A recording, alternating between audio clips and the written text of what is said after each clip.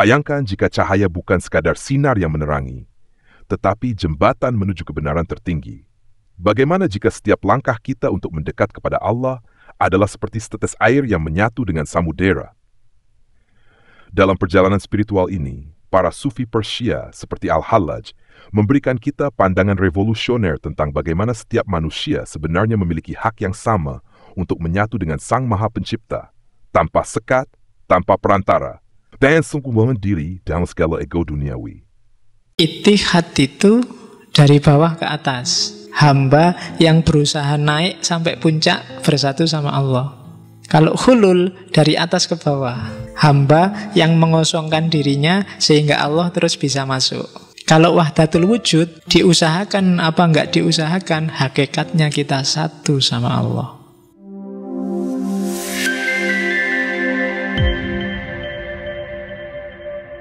Mulai kita buka kitabnya.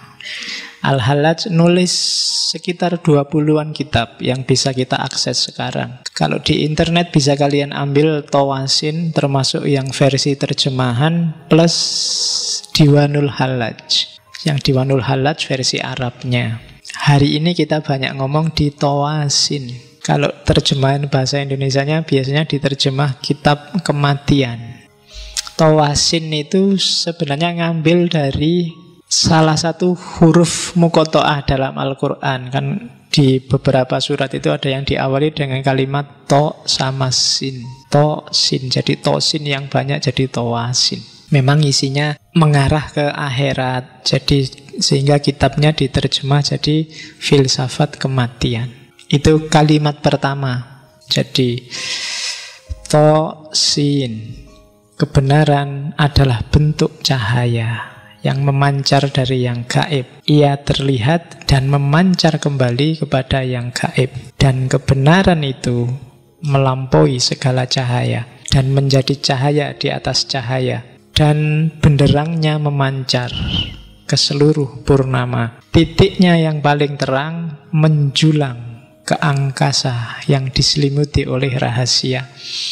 Ini kalau cuma kamu baca, insya Allah kamu tidak paham. Jadi hampir semua sufi Persia menganalogikan kebenaran dengan cahaya, dan puncaknya kebenaran adalah cahaya maha cahaya. Kalau dianalogikan ya, cahaya itu bukan kok kayak cahaya beneran, tapi ini semacam analogi. Sama kayak kamu melihat sesuatu, matamu siap, sesuatunya juga siap. Tapi kalau cahayanya nggak ada, nggak akan terlihat. Mikrofon ini siap, mata kita juga siap untuk lihat mikrofon. Tapi begitu listriknya mati, mikrofon ini nggak akan kelihatan. Jadi kebenaran itu ketika ada cahaya, dialah yang mengantarkanmu pada pemahaman tentang mikrofon ini. Akalmu juga begitu, otakmu siap, yang mau dipikir siap. Tapi kalau nggak dapat pancaran cahaya dari Allah, kalian nggak akan bisa nangkep pengetahuan. Para ulama nggak akan, para ilmuwan secanggih apapun nggak akan bisa moto gimana kerja otak menangkap pengetahuan. Itu sama kayak mata yang atas fasilitas cahaya dia bisa paham sesuatu, bisa melihat sesuatu. Jadi otakmu itu ada sambungan transmisinya dengan Allah. Bentuk transmisinya itu cahaya. Makanya para ulama zaman dulu menyebut al-ilmu itu nurun. Ilmu itu cahaya. Jadi pengetahuan apapun yang kamu pahami berarti ada cahaya yang terpancar di situ. Dari situ kamu bisa paham. Jangan gaya merasa kamu pinter bisa paham sendiri. Kalau Allah tidak ngasih nurnya, sama kayak takmir nggak menyalakan lampunya, kamu tidak akan paham, kamu nggak akan bisa lihat mikrofon ini. Itu analogi cahaya. Maka kan selalu begitu, semakin kamu dekat sama Allah, semakin kamu makrifat. Kenapa? Cahayanya semakin terang.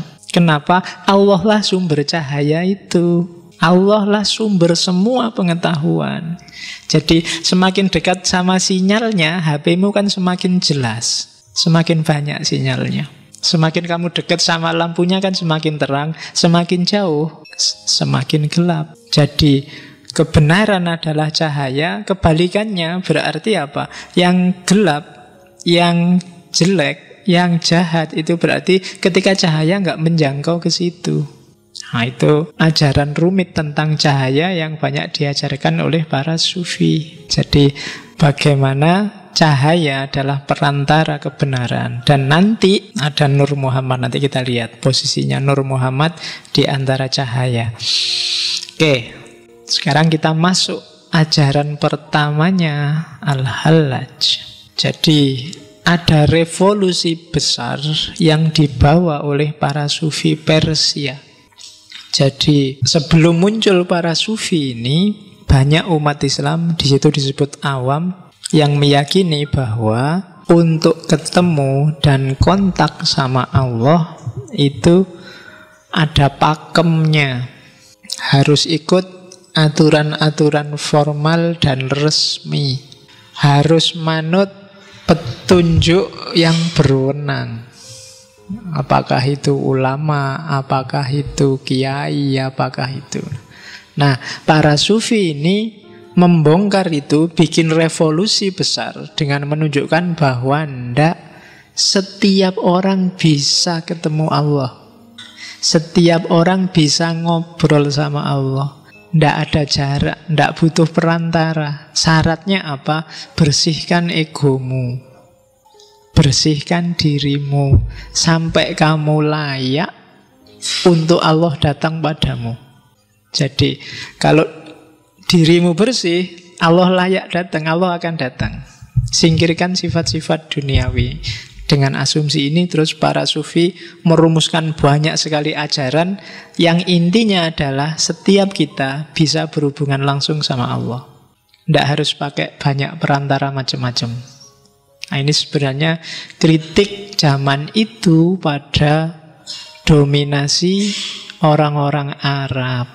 Jadi Persia ini awalnya adalah dinasti besar, kerajaan besar menguasai hampir 3/4 dunia. Begitu Islam datang, dia kalah. Terus apalagi sejak era Umayyah dilanjutkan sampai Abbasiyah, ada bau Arabisme yang kuat. Gubernur harus Arab, khalifah harus Arab, apa-apa harus Arab. Bahkan ulama, kiai dianggap Arab lebih afdol, yang jenggotnya lebih panjang, yang jubahnya lebih. Karena ada gambaran kayak gitu. Dianggapnya kita ini agak jauh sama Allah, yang lebih dekat sama Allah itu yang Arab. Kan ada ya, sampai hari ini kan pandangan kayak gini ada. Jadi pokoknya kita harus manut sana kiblatnya, karena Ka'bahnya ada di sana dan orang sana pasti lebih alim daripada kita. Ada kan persepsi kayak gitu. Nah, para sufi Persia ingin membongkar itu. Setiap orang punya hak atas Allah. Dia bukan hak eksklusif para ulama tertentu, orang-orang tertentu. Dari situ saya bilang tadi muncul banyak sekali ajaran. Yang paling terkenal kan 3. Ittihad, Abu Yazid Bustami, kemudian hululnya Al-Hallaj ini, dan yang ketiga Wahdatul Wujudnya Ibnu Arabi. Yang paling puncak terkenal dalam tradisi tasawuf falsafi. Kalau dijelaskan ringkes, ittihad itu dari bawah ke atas. Hamba yang berusaha naik sampai puncak bersatu sama Allah. Kalau hulul dari atas ke bawah. Hamba yang mengosongkan dirinya sehingga Allah terus bisa masuk. Kalau wahdatul wujud, diusahakan apa enggak diusahakan, hakikatnya kita satu sama Allah. Oke, jadi itu ajaran-ajaran. Jadi awalnya hulul ini. Manifestasinya apa? Kalau orang sudah mengalami hulul, maka itu sebenarnya hadis di Sunni kan banyak beredar ini. Ketika seseorang sudah sangat dekat sama Allah, kalau di para sufi bahkan nggak cuma dekat, jadi satu. Itu kalau dia ngomong, yang ngomong bukan dia tapi Allah. Kalau dia mendengarkan, kalau dia berbuat, semuanya bukan dia tapi Allah. Kehendaknya bukan kehendak dia tapi sudah kehendak Allah. Ya kayak kamu kalau jatuh cinta itu loh. Apa-apa kan sudah dia, bukan kamu lagi. Begitu kamu jalan-jalan ke mall, lihat baju, wah, ini kalau tak beli ini suka mesti ya dia. Kan selalu dia. Makan aja, wah ini kalau tak beli ini dia seneng loh makan kayak gini biasanya. Ada apa aja yang terbayang dia. Nah, itu ketika orang sudah sangat dekat jatuh cinta, maka jatuh cintalah sama Allah, maka pikiranmu, ucapanmu, perbuatanmu ya selalu isinya Allah. Nah, itu gambarannya. Ketika orang jatuh cinta itu kan egonya nyisih, dimasuki oleh ego yang dia cintai. Dirinya sudah nggak berarti apa-apa. Dan itu kan para sufi mati-matian menjelaskan ini. Beberapa malah bikin cerita-cerita alegoris. Misalnya bikin Laila Majnun lah, bikin Shirin Farhat lah. Itu sebenarnya sindiran untuk jatuh cintalah sama Allah. Kayak kamu kalau jatuh cinta sama lawan jenismu itu loh. Harusnya lebih dalam dari itu. Kayak Laila Majnun itu kan gimana orang sampai segila itu. Bukan gila, tapi sampai segila itu ketika jatuh cinta. Oke, jadi ketika kamu sudah dekat dengan sesuatu, cinta dengan sesuatu, biasanya dirimu lenyap. Yang ada hanya dia. Dan itu yang dialami oleh para sufi, termasuk Al-Hallaj. Oke, kita lihat lagi. Hulul itu jenisnya ada dua. Yang pertama, hulul sayyaroni, dan ada hulul jawari. Yang Al-Hallaj ini masuk jenis hulul yang pertama. Ketika bersatu, yang kelihatan hanya satu. Yang lain ketika dua hal bersatu, hanya satu yang kelihatan, yang lain nggak kelihatan. Tapi kalau hulul jawari, bersatu tapi dua-duanya tetap kelihatan. Kalau sayaroni itu contohnya punya tumbuhan terus kamu siram air. Air ini kan diserap oleh tumbuhan, airnya nggak kelihatan, yang kelihatan tumbuhannya. Kebalikannya kalau yang jawari kayak air yang ditaruh di dalam gelas kayak gini. Ini kan gelasnya kelihatan, airnya juga kelihatan. Nah, ini namanya hulul jawari. Nah, air yang tak minum tadi kan masuk ke tubuhku. Kamu nggak lihat, lihatnya cuma aku. Padahal di sini juga ada tehnya loh. Kan gitu. Itu namanya hulul sayaroni. Al-Hallaj termasuk jenis yang pertama, karena ketika Allah masuk dalam dirimu, Allahnya nggak kelihatan, Al-Hallajnya yang kelihatan.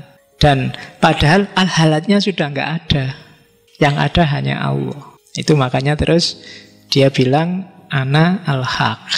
Nanti kita lihat kenapa ada kalimat ana al-haq. Jadi jenisnya hulul itu ada dua. Jadi persatuan yang melenyapkan dan persatuan yang sama-sama ada.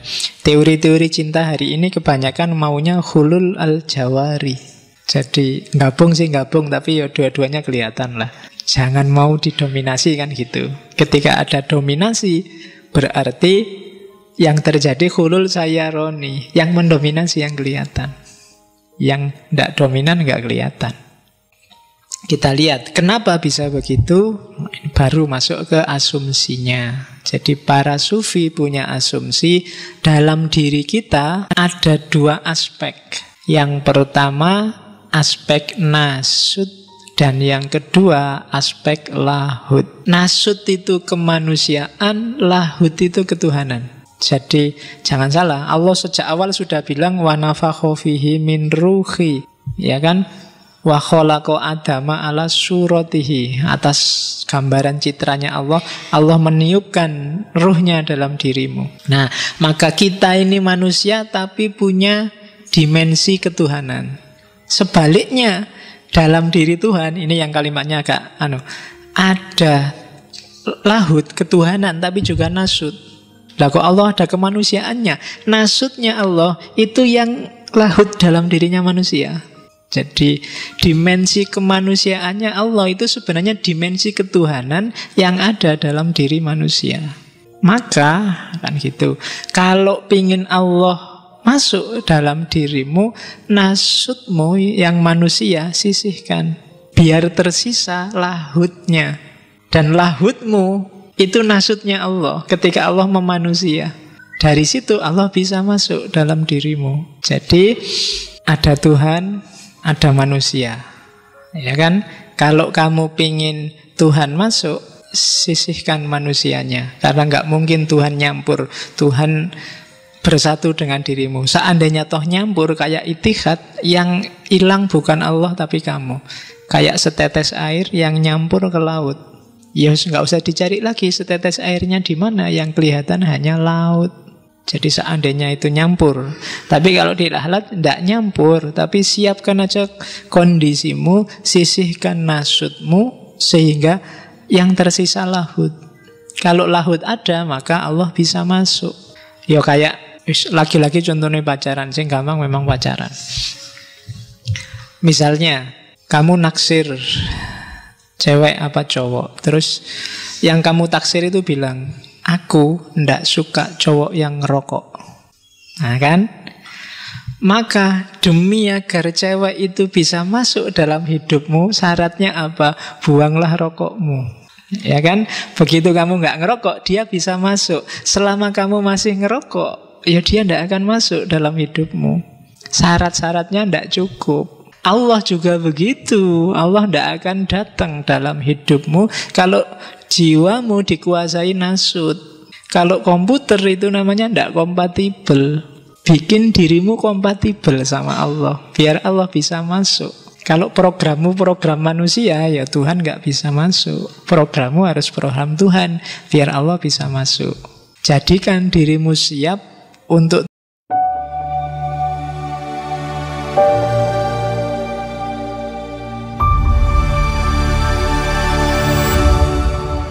Tuhan masuk dalam dirimu.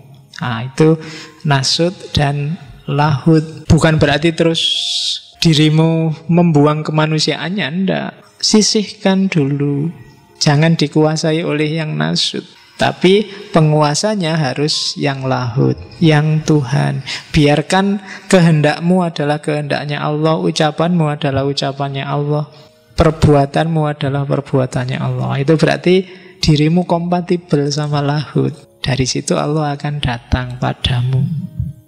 Nah, kalau sudah bisa kayak gini, jadi wali kalian. Ya, wali itu kan semacam itu. Kalau di Al-Quran cirinya wali itu la khaufun alaihim walahum yahzanun.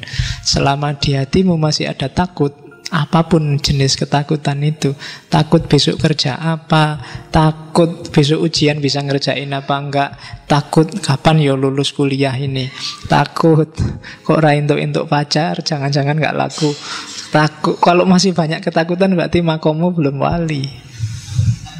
Nah ya, jadi wali itu dia tidak punya takut apa-apa. Itu ciri paling gampang. Kalau masih takut kalah, masih takut partaimu jatuh, masih takut organisasimu kacau, masih banyak, masih enggak. Jadi sudah enggak takut. Orang yang enggak takut apa-apa itu sebenarnya cirinya cuma satu. Orang yang percaya 100% pada Allah. Selama masih ada takut di hatimu, itu sebenarnya kamu masih belum 100% percaya pada Allah. Mbok anggap kamu apa yang merancang hidupmu, kan gitu. Kan harusnya Allah. Sama nanti kalau kamu jadi guru, jadi dosen, jadi pendidik, bahkan jadi orang tua, jangan kecewa, jangan marah kalau anak didikmu atau anak kandungmu tidak manut sama nasihatmu. Kenapa? Tugasmu ya hanya nasehatin. Yang bikin manut dan tidak manut kan Allah. Kalau kamu merasa bisa mengubah manusia, bisa bikin orang manut, itu namanya kamu merasa tinggi, merasa sombong. Jadi, ini ajaran agak susah ini. Jadi, kalau ada mahasiswa nakal, muridmu nakal, ya kamu tidak usah marah-marah, tidak usah kecewa. Justru dari situ akuilah bahwa oh iya ternyata aku itu manusia biasa. Ya kan? Oh ternyata aku itu ya memang bukan Tuhan, yang bisa ngerubah orang kan Tuhan. Tapi kalau kamu marah-marah, kecewa, itu ada nada sombong di situ. Seolah-olah kamu itu bisa ngerubah, kamu itu bisa bikin orang jadi lebih baik. Nggak. Oke. Jadi cirinya itu, kalau kamu ingin jadi wali, bisa ndak semua kekhawatiranmu hilang, imannya jadi 100%. Ndak galau oleh apapun. Aliran sesat banyak juga ndak galau. Ada banyak orang gegeran ndak galau. Dan kamu yakin dengan skenario-nya Allah 100%. Itu wali. Dan kalau sudah wali jangan khawatir, Allah yang melindungimu 100%. Ya kan ada hadisnya itu. Barang siapa menyakiti wali-waliku kan itu. Dan seterusnya lah. Oke, yo, yang ini juga kamu inget-inget aja. Syukur-syukur bisa dijalani. Yo, roto abot memang. Oke, kok malam ini kamu inget-inget referensi-referensinya. Sopo ngerti bisa menempuh jalan itu. Oke, terus itu asumsi-asumsinya. Prosesnya gimana untuk menyisihkan nasut, mau tidak mau harus riyadhah diniyah. Jadi latihan rohani. Ya namanya latihan loh, mesti agak berat.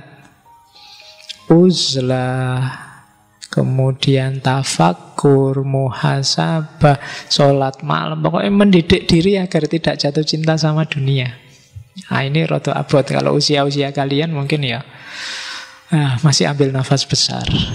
Ya, jadi ya abot. Yo, semangatmu kan naik turun. Kayak gini, wah semangat saya mau riyadhah. Riyadhah apa nih?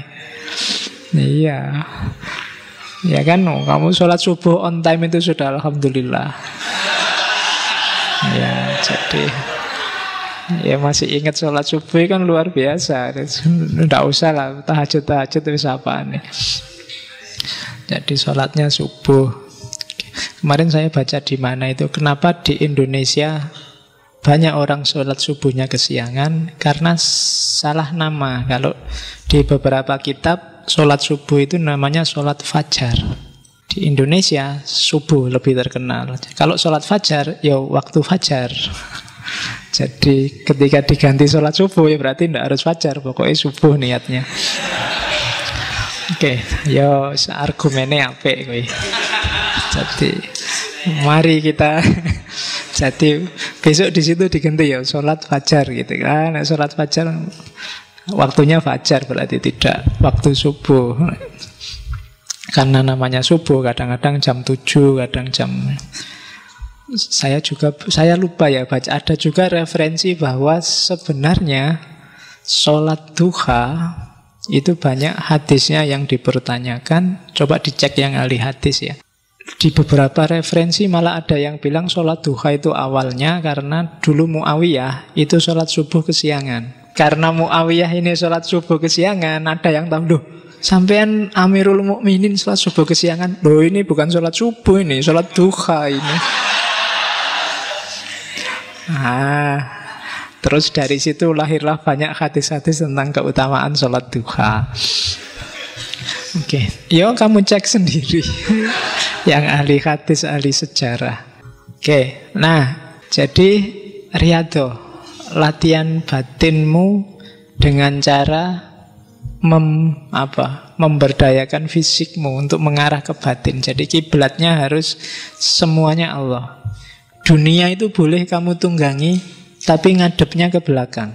Mungkin kalian baca banyak buku-buku sufi, biasanya sufi-sufi humor yang tentang Nasruddin Hoja itu, simbolnya sufi itu kan naik keledai, tapi tidak ngadep ke depan, ngadep ke belakang.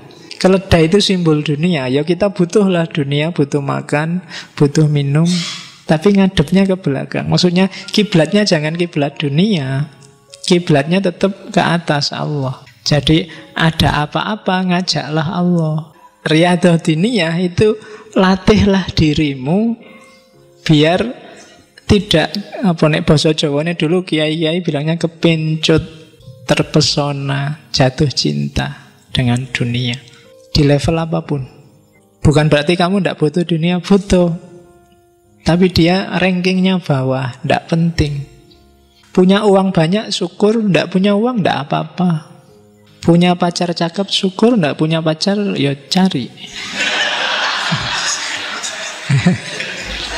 Loh ya, ya kan harus nikah, makanya nyari pacar. Nggak apa-apa, nggak pakai galau, biasa aja. Yang jomblo santai, yang punya pacar juga santai.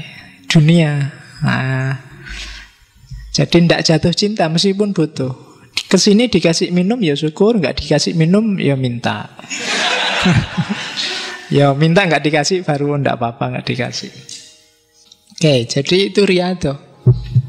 Begitu kamu tidak lagi terpesona, tidak lagi jatuh cinta oleh dunia, maka jiwamu mulai kompatibel sama Allah. Tapi kalau dunia masih bikin kamu sibuk, cirinya yang gampang tadi, kamu masih banyak ketakutan-ketakutan, kekhawatiran-kekhawatiran, yo agak susah Allah masuk. Ya mungkin kalau Allah itu sudah Pentium 4, mungkin dirimu masih Pentium lama itu yang berapa itu. Jadi nggak masuk. Programnya Allah terlalu tinggi. Maka riyadhah, latihan. Riyadhah yang paling efektif itu yang istiqomah tadi. Makanya Nabi bolak-balik nyuruh istiqomah, itu melatih diri. Mungkin tidak urusan kuantitasnya, tapi kualitasnya. Daripada kamu ujuk-ujuk baca buku filsafat banyak minggu ini, mending tiap hari baca dikit-dikit. Itu biasanya lebih manfaat, lebih melatih diri. Jiwa juga begitu. Kadang-kadang kan kamu kan gitu, kalau pas lagi kayak sekolahan hari ini loh, ujuk-ujuk semua bikin doa bersama, sholat malam, karena mau UAN. Ya kan? Jadi sing biasanya tidak pernah doa, sekarang doa bersama, sekarang tahajud bersama, ngundang kiai-kiai semua diundang. Hanya ketika mau UAN, dianggapnya malaikat tidak ngerti. Iya kan? Kalau pas lagi butuh aja sekarang gitu-gitu. Dan ya coba kapan-kapan kamu bikin tulisan tentang itu ya, gitu. Jadi religiusitas yang anget-anget tai ayam. Kadang semangat, kadang ya kalau pas lagi mantep-mantepnya itu neng kampus bawa tasbih kayak itu ya kan. Iya.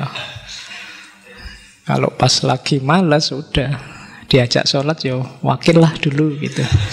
Jadi riyadhah, didik dirimu biar tidak jatuh cinta sama dunia. Karena ada ceritanya siapa? Ibnu Arabi itu satu ketika dia punya teman sufi yang tinggalnya di tepi pantai. Temannya yang di tepi pantai ini punya murid. Nah, satu ketika dia nyuruh, coba kamu pergilah ke Syekh Ibnu Arabi, tanyakan siapa tahu dia punya pesan untukku. Nah, begitu datang ke rumahnya Ibnu Arabi, murid si temennya ini kaget, ini orang rumahnya besar sekali kayak istana. Sementara guruku gubuknya kecil di tepi pantai, tiap hari ya paling mancing, dimakan sendiri terus ibadah. Ini orangnya luar biasa, tapi lah kok guruku minta dinasehati. Harusnya kan kebalik, yang kelihatan sufi beneran ya guruku yang di tepi pantai itu. Begitu tanya, ini saya pesen dari guru, jenengan mau pesen apa untuk guru saya? Terus pesennya, jangan terlalu terpesona oleh dunia. Wah, ya kan, itu kan pusing muridnya. Ini yang kaya raya dia malah pesennya, jangan terpesona itu pada guruku. Oke, begitu dia pulang cerita ke gurunya, pesennya itu saya. Gurunya ini langsung nangis. Wah, lah kok jenengan nangis, kenapa? Berarti ya, jadi dia ngaku bahwa selama ini saya itu makan itu hanya dari mancing sendiri, kadang hanya duri-durinya yang tak makan. Tapi sambil makan, aku sambil mikir, ini kalau nggak cuma durinya, ada dagingnya mestinya enak. Kalau nggak cuma ikan, ada daging yang lain mestinya enak. Jadi sambil mikir itu. Sementara Syekh Ibnu Arabi itu meskipun rumahnya kaya luar biasa, tidak pernah sedikit pun dia mikir tentang hartanya. Mau habis saat ini juga tidak apa-apa, mau tidak punya apa-apa juga nggak masalah. Jadi itu yang bikin gurunya terus sadar. Jadi sufi tidak sufi itu tidak tergantung kekayaan, tapi bagaimana batinmu tidak jatuh cinta pada dunia. Ya, cirinya tadi, nggak ada hal dunia apapun yang bikin kamu takut dan gelisah. Yang bikin kamu takut dan gelisah cuma satu, kalau kamu merasa jauh sama Allah. Oke. Jadi itu proses riyadhah diniyah. Biasanya kalau para sufi latihannya ada makomatnya, ada step-stepnya. Dan hulul ini termasuk makom-makom puncak. Kalau di Ghazali, puncaknya ma'rifat, pemahaman puncak tentang Allah. Kemarin kita sudah bahas Ghazali di filsafat kebahagiaan. Karena begitu orang sudah mencapai makrifat, dunia nggak akan bisa nipu dia lagi. Ketika dunia nggak nipu dia, otomatis dia bahagia. Semua sumbermu gelisah selama ini kan selalu tentang dunia. Begitu dunia nggak merisaukanmu, kamu lebih cepat bahagianya. Nah, maka perlu riyadhah diniyah, mujahadah.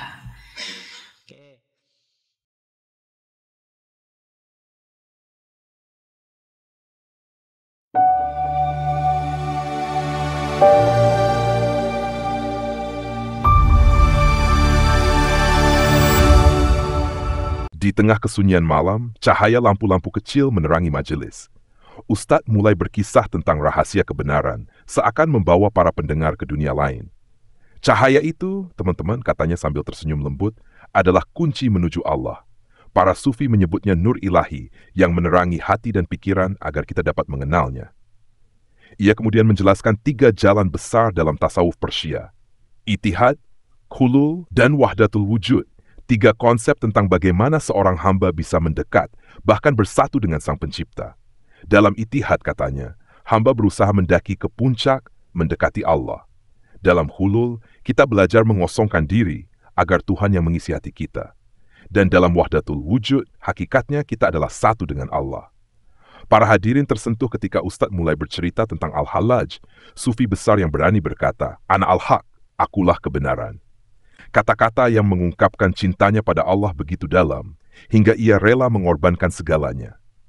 Bagi Al-Hallaj dan para sufi lainnya, semakin kita hilang dalam cinta kepada Allah, semakin jelas cahayanya menerangi kita. Sang Ustadz menutup dengan nada penuh harap. Jika kita ingin merasakan cinta ilahi seperti itu, cobalah untuk sedikit demi sedikit membersihkan hati, membuka ruang bagi cahayanya. Mari kita belajar dan terus mendekat pada Allah, mengikuti jejak para sufi dan para nabi. Ayo teman-teman, ikuti akun @jejaknabi99 untuk belajar lebih dalam tentang hikmah dan ajaran para nabi dan sufi dalam perjalanan menuju Allah.